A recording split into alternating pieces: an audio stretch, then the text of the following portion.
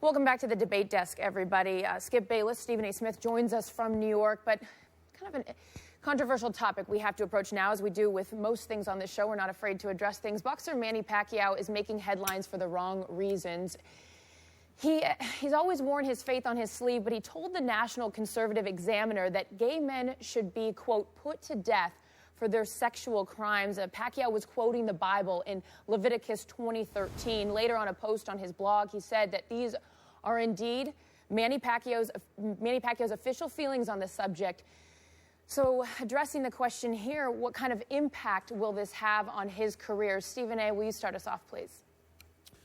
I think it'll have a profound impact from the standpoint of, just professional athletes, saying such egregious things. The reality of the situation is, no matter what your personal beliefs and feelings are, to try to be willing to be so incendiary, it's incredibly irresponsible, because you're certainly looking for those folks money.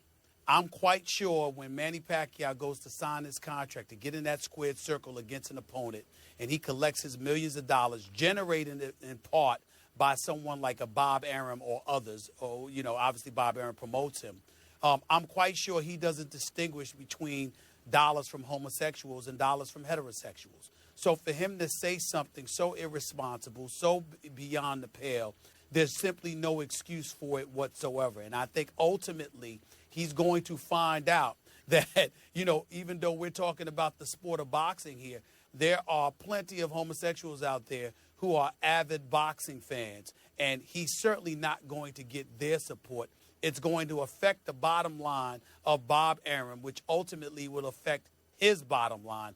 And I think it ultimately could end up having a very detrimental effect. In my opinion, Skip, all joking aside about Mayweather being scared of Pacquiao, whatever, if you're talking about potentially fighting Pacquiao down the road, you are very, very disgusted, because this could potentially affect the dollars and cents. And to me, that's a problem.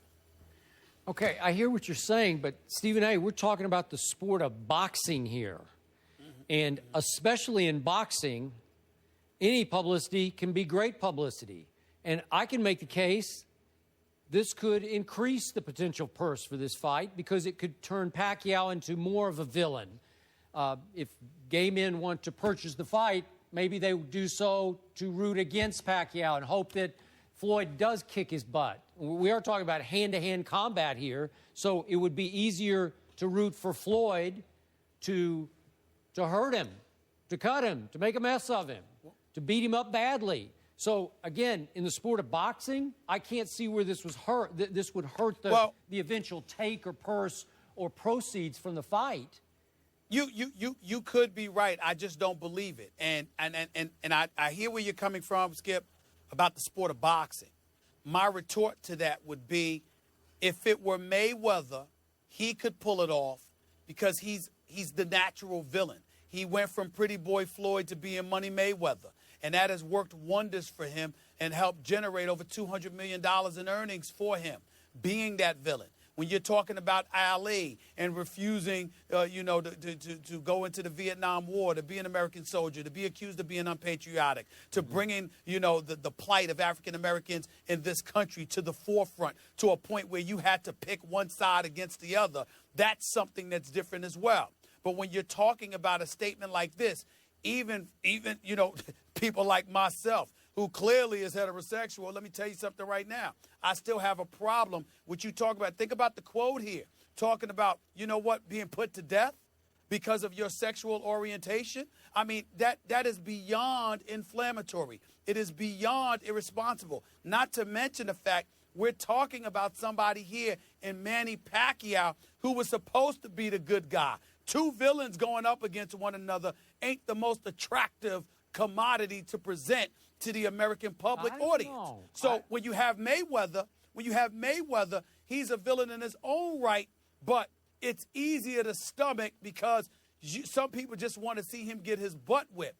With Pacquiao, you've got people running from him. I mean, literally fleeing away from him. The Grove in Los Angeles, California, that little entertainment complex, I'm over there all the time, okay? Whenever I'm in L.A., I love it out there.